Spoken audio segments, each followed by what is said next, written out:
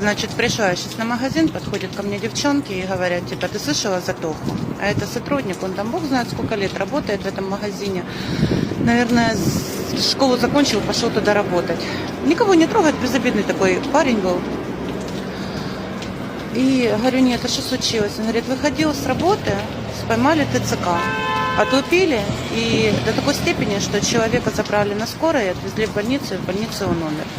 У меня вопрос, в нашей стране будет какая-то защита, какой-то закон, что это за нахер такое?